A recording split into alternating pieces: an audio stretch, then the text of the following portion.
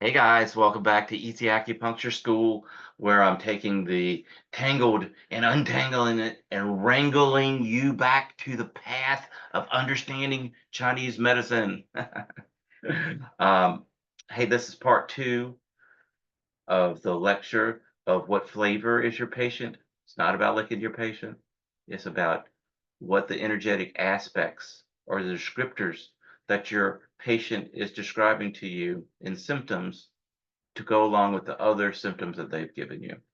Well, what does that mean? Well, we're going to find out. All right, let's go. I'm going to share the screen and then we're going to start it up. Okay. So the to be continued, right? This is where we left off last time, and I left off because I didn't want to, well, I didn't realize what time it was, so I didn't want to run out of time on that Zoom episode. But anyway, so we stopped here. Here's where things can seem a little confusing, but they're not going to be because guess what? I'm going to go over this and then we're going to go through the whole section and then I'm going to review the slide that I'm getting ready to show you at the end of this section. And then you're going to be like, I'm a pro. I completely understand this. It's not confusing anymore. So let's look at this. So let me do this real quick. So let's look at the next screen. So yin. So within this circle, it encapsulates the circle basically contains everything, not everything probably, but the big hitters that we talk about when we talk about yin. So the circle is yin. Inside yin, there's fluid deficiency, there's yin deficiency, and then there's blood deficiency. All of these are yin, parts of yin, right? But it doesn't necessarily mean that we treat them the same. So let me explain. Even though they're all yin, so blood deficiency, fluid deficiency, and yin deficiency are all categories that involve yin. They're all part of yin, right? When we talk about yin, all of those three things are part of it. Blood, fluids, and yin are all yin. Yin is yin, yes, I know. Um, blood, fluids, and yin, they're all part of the category yin. Even though they're all yin substances, you probably will not treat them the same, right? And when you put needles in someone, or you come up with treatment protocols, depending on what it is, you will probably treat it differently. Not all the time, but most of the time. Let me give you a further example. So when we look at yin substances in treatments, so for blood, what are we going to do if someone's blood deficient? We're going to work on points to generate blood. Typically, we're going to work around the spleen because the spleen's a big player in blood production. For fluid deficiency, we're going to generate fluids, right? We're going to work on rehydrating the patient. And then also having them rehydrate themselves. I mean, we're not going to give them an IV. We're going to be getting them to make sure they're drinking enough water, not Jim Beam, water, drinking enough. And probably, once again, work with the spleen to help generate some of those yin fluids. And then if they're yin deficient, we're going to we've seen with blood, we're generating blood, or we're fluid, we're generating fluids. But with yin, we're supporting yin, right? If it's false or deficient heat, and we'll talk about that in a little bit, treat the kidneys.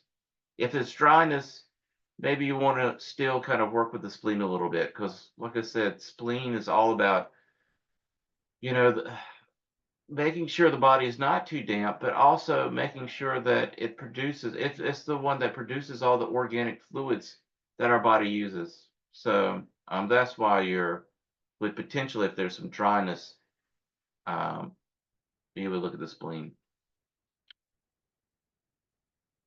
But if it's, like I said, if it's false heat or deficient heat, then you're going to look at the kidneys. Fluid deficiency. So let's talk about that. Fluid deficiency um, is a deficiency in the body fluid. that leads to symptoms of dryness. This can correspond with what we think about in Western medication. I'm not Western medication, Western medicine, what we call dehydration. Symptoms might include thirst, dry mouth, scanty urine, and what does scanty mean? Very little urine.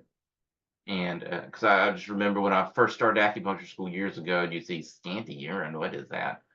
But very little urine, not being able to sweat, and no tears. And what I mean by no tears is not like I'll have no tears for you emotionally.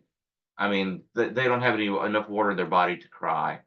Um, very rarely do you see that, but if you do, they need some water and they might need some IV fluids, um, which you can't do IVs, but they might need to go to the doctor because, like I said in the last lecture series, I know I keep referring back to that, but some things, in Chinese medicine, it was written a long time ago when it was the only medicine.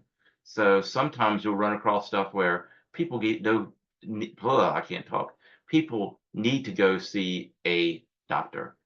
But anyway, I want to talk about and then not being able to sweat.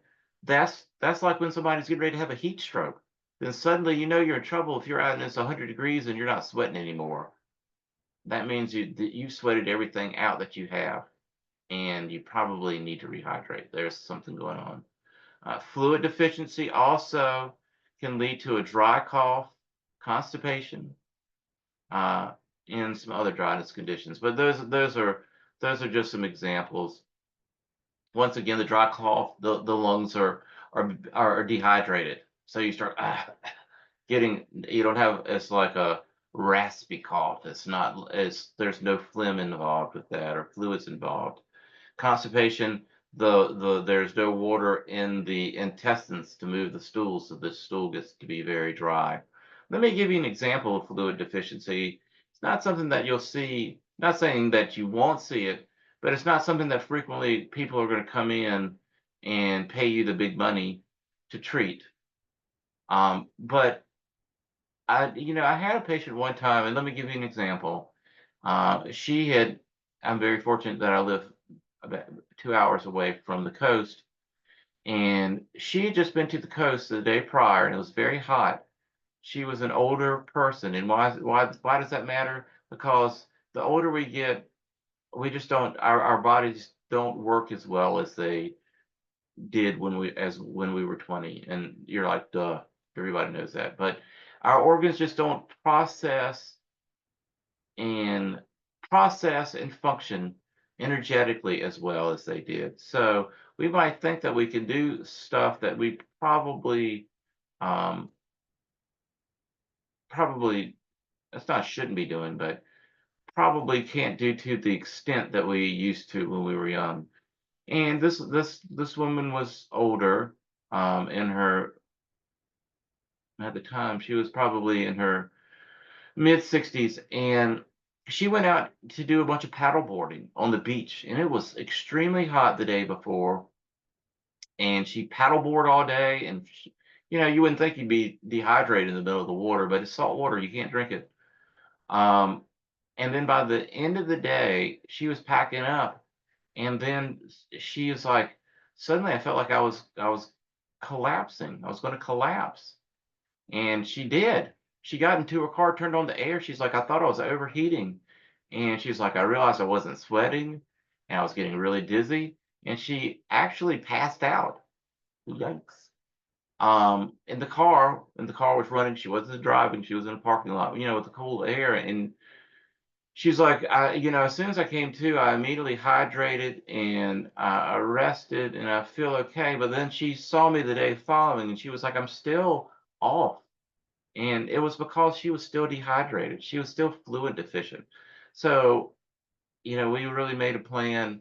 Well, one is like, it's like if you are still feeling bad tomorrow, you need to go get checked out. Or I think she might have had a primary care appointment already, or she had gone to one earlier that day, and they told her she was the same thing I was telling her, that she sounded like you were dehydrated.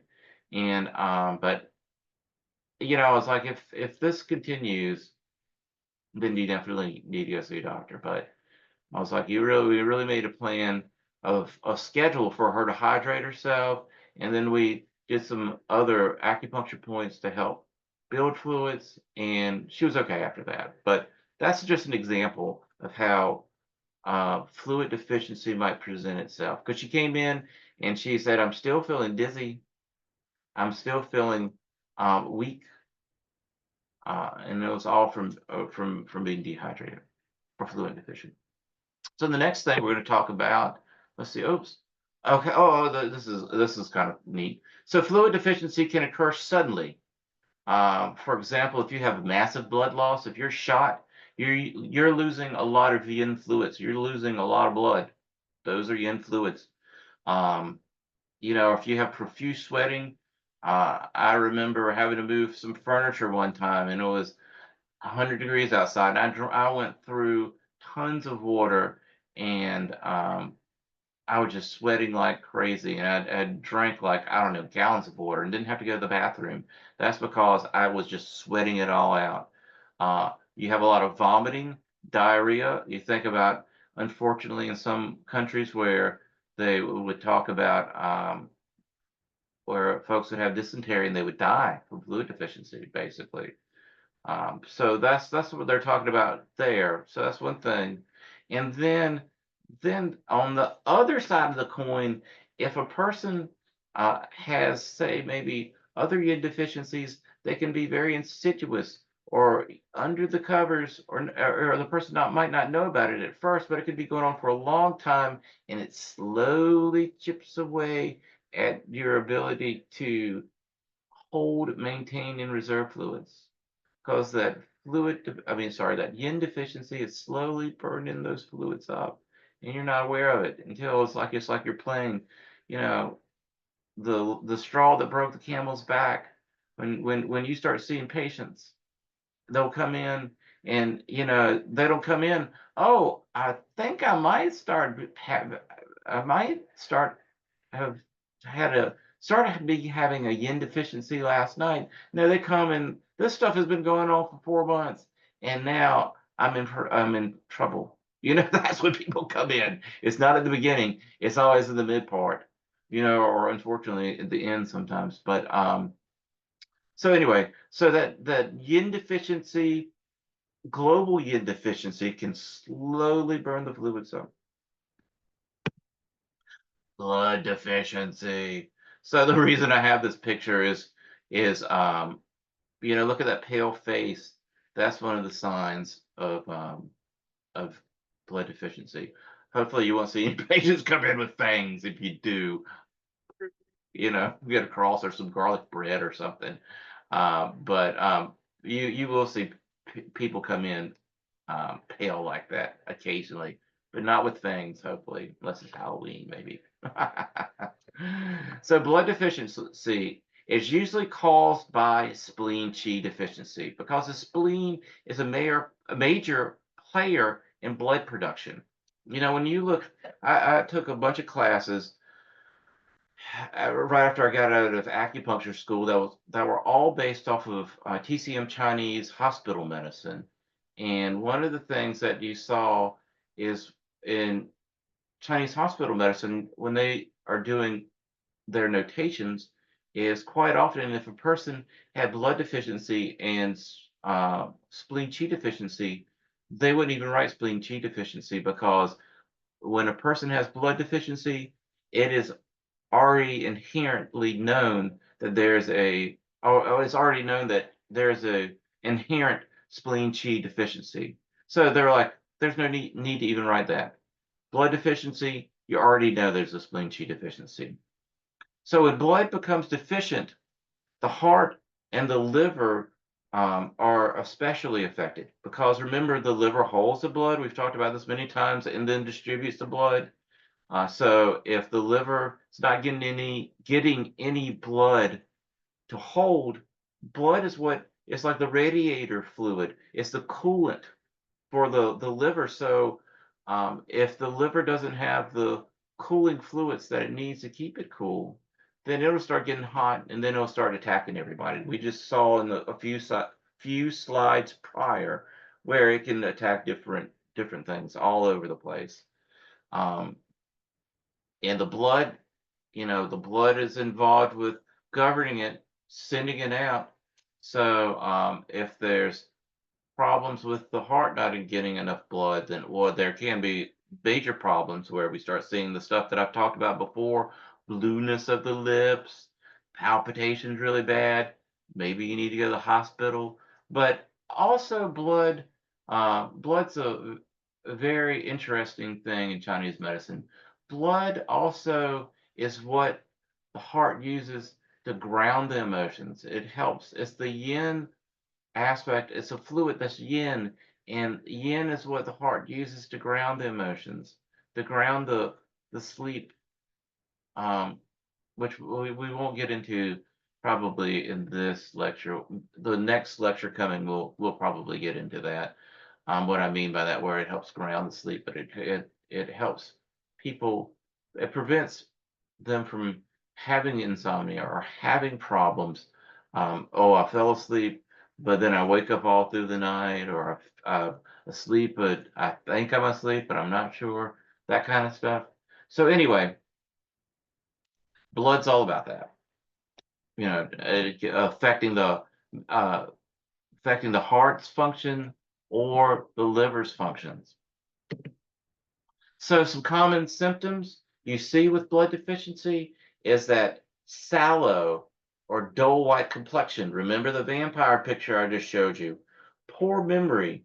It is quite often, and we'll see that when we start talking about common clinic presentations, we'll see that happen where when someone's blood deficient or part of their diagnosis is blood deficiency, then yeah, they can have some the memory can be poor, and I know that can be a little confusing because the kidney's involved with the memory because of the sea of marrow. We talked about that earlier, but a lot of times if someone has some blood deficiency, there's just not enough blood getting up to that brain to make it work. So that's why there's poor memory. I remember quite a number of years ago reading about all these studies that were doing in China, like the Chinese TCM doctors were doing, where they really felt like Alzheimer's and some of the memory issues that you see when people become elderly were all due to blood deficiency because your body's not optimally functioning. As we talked about, the older you get, your organs um, function less. So your body's producing less blood to be able to nourish the brain. So anyway, um, some dizziness. What do they mean by that? Orthostatic hypotension or postural hypertension. What does that mean? Oh, if you stand up too quick, or if you bend over to tie your shoes and then come up really quick, I feel dizzy. That's what that's talking about. That's that dizziness. It's like there's not enough. A lot of times in Western medicine, you'll see that with someone with low blood pressure, too, that can happen. But they're talking about, orthostatic hypotension, postural hypotension. That's where that dizziness is coming from. I'm moving around, I bend over and come back up too quick, and I get dizzy, or I stand up and I get dizzy. That's the type of dizziness they're talking about when they talk about blood deficiency. Numbness. Sometimes, this isn't quite the numbness that you might get from somebody that has carpal tunnel or an impinged nerve, but this is just like sometimes you'll see some numbness that's say involved with maybe neuropathy, things of that nature. That's the type of numbness that they're talking about. Blurred vision. The liver's all about the eyes, right? And when there's not enough blood to really to keep that liver cool, like we were talking about a few minutes ago, the cooling fluid, then the eyes could go a little wonky. They could start having some vision problems. A lot of times when you think about the liver and the eyes, it's like a liver blood deficiency when it has something to do with night vision. Um, that always points to liver blood deficiency. And then you look at pale lips. There's not enough blood to make the lips nice and supple and red.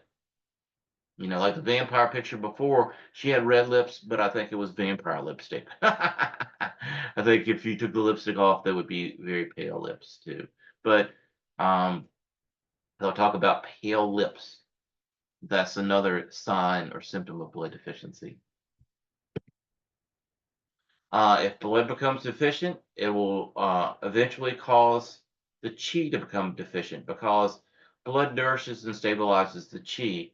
It helps maintain the qi being vital via blood getting to all the organs that are involved with producing qi. If those organs aren't getting the blood, the nutritive fluids that they need, then they're not going to be doing their jobs as optimally as they would if they are getting the proper um, nutritive blood. You know, um, so that's what they talk about, how the blood nourishes and stabilizes the chi. So so if you have a blood deficiency, then that can injure the chi. It can make it not be as productive. The organs not be as productive, or there might not be as much chi as there should be if the body was all full, all good with their blood, if they weren't deficient in blood. Um, and then what happens is if the chi starts getting weak, then guess what? It won't be moving the blood as optimally as it should, and then you could get some blood stagnation in some places. Um, and this is what's interesting. The why I put the slide in here is whenever there's someone has just gone through childbirth, or even sometimes, gosh, sometimes I don't know, you could have people that it's been years after childbirth, but let's just say right after childbirth where they've, hemorrhaged due or to childbirth, or they've had some kind of trauma where they've hemorrhaged a lot, or they've had sometimes even just excessive menstrual bleeding. But sometimes that makes us a little low on blood, so we can start seeing all these problems. Um, but after childbirth, it's not uncommon to see things where, yeah, especially as women start nursing too, because the Chinese felt that blood was involved. Basically, blood created milk, and the reason they thought that is because, as people start to nurse, they stop menstruating. So they were like, I guess that the blood that was used for menses is now being used for milk. So that's that. I think that's why they thought that. But you'll start seeing some things. And I should have listed this as symptoms for blood deficiency too. It's like sometimes you have some issues with skin because the blood's not nourishing and moistening the skin. Sometimes we'll have brittle and dry hair. If we're blood deficient, that should have been listed under the symptoms, and that those are big symptoms for that. Um, so sometimes after childbirth, we lose women lose a lot of blood, a lot of fluids through childbirth, and you'll start seeing where their hair will become brittle, or they'll lose hair, or when they nurse too. Something will happen with their fingernails. Also, that should have been listed under some of the symptoms of blood deficiency as well. But fingernails, you could have some brittle fingernails. So those are some things that will pop up after childbirth, or if somebody stabbed you and you bled out a lot, or sometimes if someone has consistent excessive uh, menstruations, you can see some of the stuff pop up as well. All right. So here we go. Remember the very beginning when we talked about all this yin stuff? We were like, I had that warning out there. There's confusion ahead. And so now we're going to kind of review a little bit what we talked about. And then you'll be like, I'm not confused at all. I completely understand. So, I'm sorry. We do have a confusion alert here. Here's something that is going to be very confusing. Um, just because you're low in blood doesn't always mean you're blood deficient. Now that just seems like completely opposite of what I just said in the previous slide, and I apologize for it being confusing. Like I put down here, I know this is confusing, but let me give you an example. Sometimes if a person has anemia, they might have low blood, but not show any blood deficiency signs. So that's what I'm talking about. I'm not talking about more than likely 9 times out of 10, and I know I'd have an extra N in there, but 9 times out of 10, if somebody has, from the previous screen, if they've bled out, if they've gone through childbirth recently, um, things like that, or excessive menstruation, then they will be blood deficient. But sometimes it's very interesting with anemia. People will come in and they're like, I'm anemic. And yeah, I went to the doctor and it shows that, my blood count's a little low, but they won't have any blood deficiency signs. And it's very interesting. And I think that this is just, this is me trying to surmise a lot of stuff that I've read, but there's blood to fluid, and then there's an energetic component to the blood. And I think what happens is they can be two separate things. A lot of times they're not, meaning like if you lose a lot of blood, you're going to lose that energetic wrapper or that energetic component to it too. But with anemia, it's like even though you might have a little bit of your blood count might be low, there's still that energetic component there that's happening, and so you won't see a lot of blood deficiency symptoms. And I know that's confusing, and I'm sorry, but just be aware of that. Doesn't mean that just because you're anemic, you're going to be blood deficient. Doesn't mean that there's not a possibility that you can be blood deficient. I'm not saying that. I'm just saying sometimes with anemia, the person doesn't have blood deficiency. Not all the time, but sometimes. And the sometimes is more so than just a little bit. I mean, I see it frequently enough that I put this slide in here. So sorry that's confusing. Just think about if somebody's bled out, then they're probably blood deficient. But if they're anemic, it doesn't necessarily mean that they're going to be blood deficient. Yin deficiency. So some of the symptoms of yin deficiency are basically involved with each individual organ has maybe some their own individual yin deficient signs, but a common one that all of them will show is either having some night sweating or some signs of dryness, meaning having dry throat or dry lips or dry mouth, dry cough, or dry eyes. And this dryness or this night sweating would be on top of the individual symptoms that you start seeing when you start seeing for the individual signs of the organs. So, then also, now this is an interesting one, thirst with the desire to drink in small sips, or thirst in the afternoon or evening. Now, as a good student and practitioner of Chinese medicine for years, for years, I would ask patients that I thought were yin deficient, I would always ask them about this. And I would hardly ever have anyone go, I mean, I never had anyone to say, yeah, man, I get really thirsty in the afternoons or evenings, or I have to take small sips. And, and then for just a little bit, I just stopped asking it because I was like, no one ever had this. And don't you know, I started back, and don't you know, I just, as of late, had one person to come in, and they're like, I've got to keep a bottle of water beside my bed at night, and throughout the whole night I'll wake up and take small sips of it. So I started asking that again, but for the longest time I would never have anyone have that symptom. So it's interesting. So always ask about that. You might not have a lot of hits on it. but ask. It's out there. It's out there. So some examples of yin deficiencies by organ, right? So here's the heart. It has insomnia, some irritability, some palpitations. Once again, if the palpitations are really bad, then you might want to suggest them not, it's not like you gotta go to a doctor now. But I mean, if they're having a heart attack, yes, then you go to the doctor. But sometimes people can have some fluttering of the heart.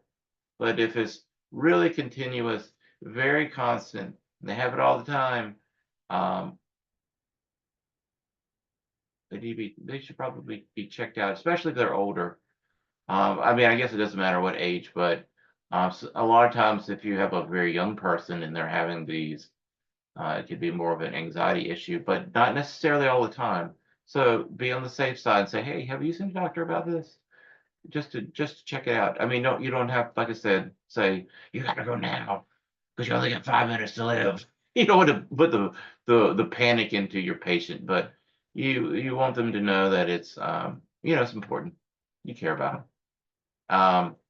Lungs, when you have lung yin deficiency, you can see some that dry hacking cough, symptoms of dryness, some thirst, like I said, dryness of the nose and mouth.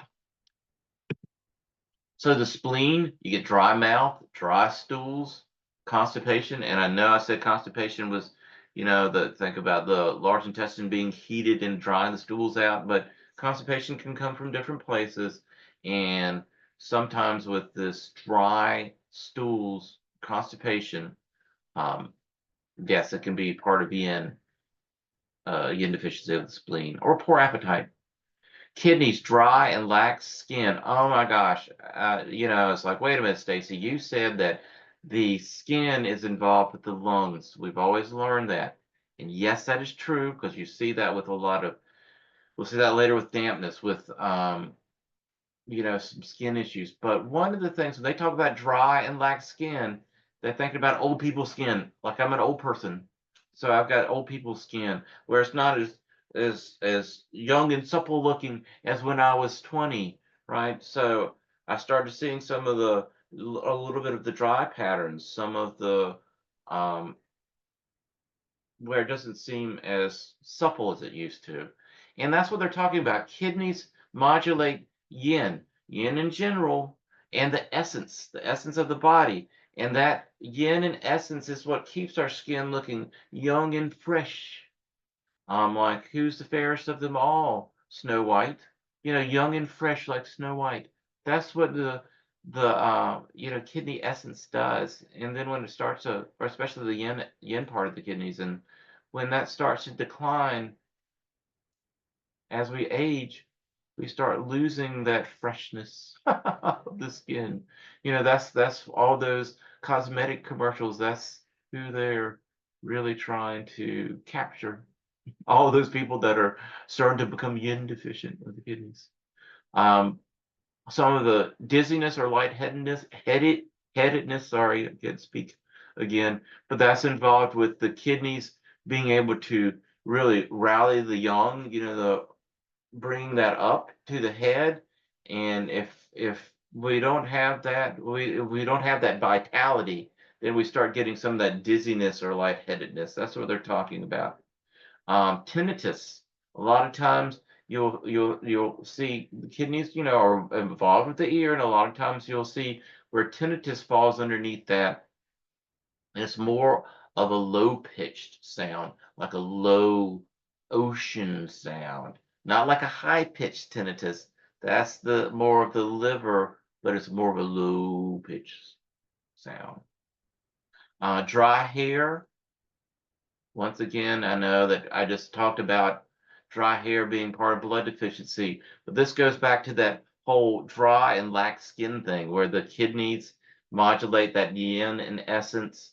So that also keeps our hair nice and luxurious, unlike mine. Um, that's what keeps it from being dry. The the the kidneys just the kidneys distributing youthfulness. um, so dry hair, anxiety. Anxiety can be from as we start to become less vital because the kidneys are really about vitality. Then we can start feeling some of that anxiety, and frequent urination. That's what the kidneys' jobs are. Dealing with um, us dispelling and holding urine, and if there's we think of it being more of a kidney yang issue, but still, it's kidney yin is still an energetic quality of the kidneys. So if the kidney energy is low, then it's not going to, or qi, kidney energy is low, it's not going to be able to do its job correctly. Um, Liver yin deficiency, menstrual irregularities, and we have talked about that many times. But basically, what happens is when the liver starts becoming more yin deficient, then that means that basically the properties that keep the liver cool are not happening. So when the liver is easy to get hot. It needs a lot of radiator fluid. It needs a lot of yin. And when it's not getting it, it'll overheat and then stop doing its job of regulating the menstruation, regulating the distribution of blood, holding the blood. You'll start getting high-pitched tinnitus potentially. You can get dizziness because the blood's not being distributed well.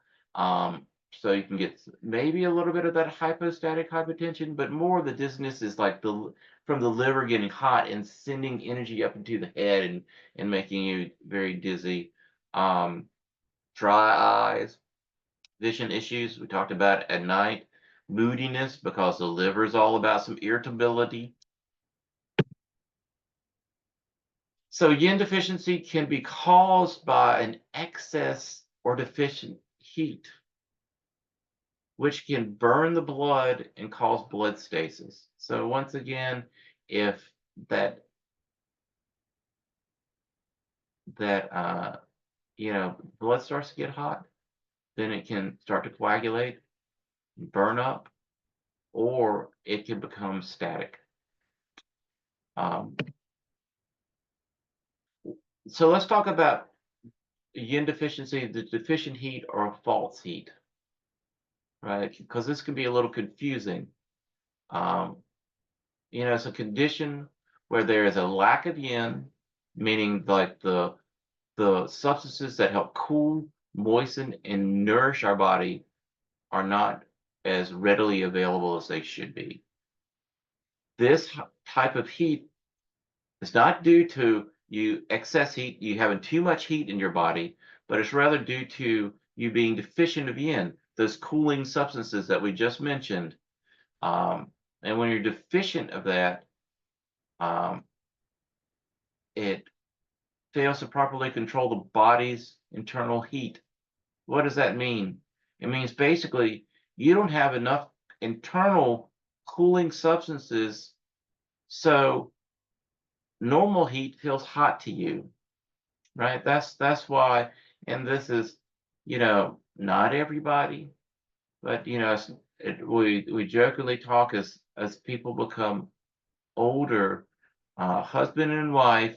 You have a husband that's becoming more yang deficient, so he's always wearing the sweater and turning the heat up, and the woman's becoming more yin deficient, so she doesn't have as much cooling materials or substances that as she used to, so she's turning the heat down because suddenly what would feel comfortable to her feels hot because she doesn't have as much cooling substances in her body. So what would normally feel comfortable is hot. And that's what they're talking about here. This deficient heat, it means you're deficient in yin, so now things feel hot when they wouldn't normally feel hot. That's what they're talking about. So yin deficient heat, the symptoms and signs of empty, and why they say empty is because you don't have any heat. I mean, it's not hot. You're not hot. You're just lacking in. It's like so things are empty. Or deficient heat will include feeling of heat, And then I have it highlighted that it's worse in the evening because you will ask people, it's like, oh, do you get warmer in the evening? And people, commonly at the beginning of yin deficient, when they start becoming yin deficient, they're like, yeah, I do notice that. I get warmer. And then that's starting to get warmer in the evenings. Guess what? It starts turning into hot flashes. Not always, but most of the time. Then there's a thing called five palm heat. What is five palm heat? That is the hands, the bottom of the feet, and the chest get hot or sweat. It's not out of nervousness. It's once again, it's because people feel hot. Hands, bottom of the feet, and the chest. That's five palm heat. You'll quite often see that in books. Um, Malar flush, the face is red. Think about sometimes like people with lupus that have like that butterfly um, presentation of heat on their face. That's kind of what they're talking about. The red face, not necessarily rosacea, because a lot of that comes from stomach heat. Um, but Mylars, it's usually the whole face. Low grade fever, but it's not involved with an illness. Meaning, I mean, sure, if you're sick, then maybe you could have a little yin deficiency and then you have a fever. Or if you're chronically ill, then and your yin's burned up, then yes, you could have a little bit of a fever because of yin deficiency. But primarily, goes back to that whole thing where you start to feel, a little bit warmer than you typically would. Um, and that's what they're talking about. And yes, technically, you could be sick, could be, and that sickness causes you to be. You could be sick with the flu and have a fever, and that fever that you could be yin deficient, and that could contribute to a little bit of that fever. But this is more about you not being sick with some kind of virus. It's just that you're feeling warmer than you normally should because you don't have as much yin as you should be having. So now we're back to that original slide about yin, and you see the yin. Here's yin, and within yin, you've got fluid deficiency, yin deficiency, and blood deficiency. They're three different things, but they're all considered yin. And like I said, blood deficiency, fluid deficiency, and yin deficiency are all categories that involve yin, but blood, fluid, and yin are all yin, right? They're all yin substances. Uh, Even though they're all yin substances, you probably will not treat them the same. Now you're like, Stacy, I completely understand. I know what you're talking about now. But if you don't, go back through, follow this through to about the yin substances, and if you watch it again, it'll make sense. Like I said at the beginning, it's a little confusing, but now hopefully that's straightened out for you. So yang deficiency. What is yang deficiency? So yang deficiency, like I was telling you, as men get older, they start turning the thermostat up because they get more easily cold because they have less yang than they used to. Yang deficiency refers to a condition where there is a lack of warmth and energy in the body. So you feel cold, right? So you have generalized coldness with yang deficiency. You have mental fatigue and poor concentration. That's not just a lot of things can give you that, but that's one thing that can show up with yang deficiency. So that's not a symptom that's only involved with yang deficiency, because you can see mental fatigue and poor concentration can be caused by a lot of things. It can be caused by like blood deficiency primarily. So don't just get that wrapped in your head that this is only yang deficiency. The reason that you have mental fatigue and poor concentration is not like there's a lack of nourishment, but there's a lack of vitality. It's a lack of that yang energy, keeping your brain like, keeping your brain very active and excited and able to function at its top, at the top of its game. So that's what they're talking about. It's not a lack of nutrients from like say blood deficiency. Frequent urination, that is that's especially clear, profuse, or frequent urination. And then sometimes urinating at night frequently. Yeah, says the older we all get, man or woman, it's not uncommon that you have to wake up to go to the bathroom at night, unlike when you were like a kid or a teenager. But this is talking about having to go several times. If it's a male, also check in about their prostate health, because sometimes that can cause some nocturia. Um, but what they're talking about here is primarily you're having to get up and go to the bathroom a bunch at night, and there's no physical obstruction issues like prostate issues that are causing people to have to do that. Um, the other thing is decreased libido, and we'll talk about that more, um, maybe 2 lectures from now, or 3 lectures from now, because I'll have one about how to interact with your patients. And yes, decreased libido is a very strong kidney yang symptom, but I don't necessarily know if you need to ask that, because you might embarrass somebody. I mean, you should. There's a lot of other symptoms that you can basically get to know that you have a kidney yang deficiency before having to go in and ask somebody about their sex life. I mean, I'm not a prude. I don't mind talking to people about their sex life, but not everybody's open to that. And then sometimes if it's a new patient, um, that'll shut them down. And that's the reason that, what's your libido like is not one of my first questions when I think somebody's kidney yang deficient. But I'll talk about that. Like I said, it's a few lecture series down the road. Another thing with yang deficiency is cold limbs, anxiety, and depression.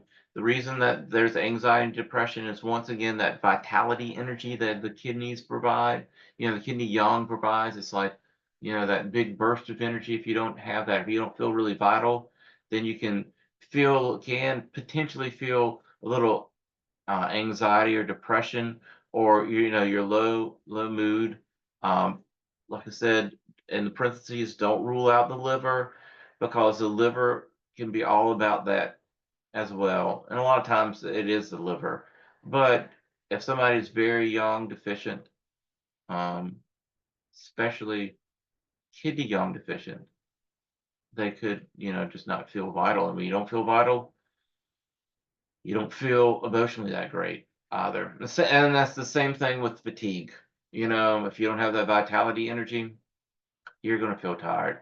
You're going to feel mopey. And then also with yang deficiency, especially when you start thinking about kidney yang deficiency, what's the kidneys all about? Motivation. If you don't have a lot of motivation, guess what? You're gonna be kind of like, oh, I'm tired all the time. I'm fatigued. I don't feel like doing anything. Uh-oh, guys. So we're going to stop there for today, or for this session, because I've got another segment of this that's going to be a little confusing, but we're going to get through it, and you're going to do awesome. You're going to figure it out. We're just going to take a little break for right now. And hey, thanks for joining. We've got one more part to this lecture, and don't forget to subscribe, like, and ring the bell for a notification when something new comes out. And hey, look, I look forward to seeing you next next lecture. Okay, you have a great day. Talk to you soon.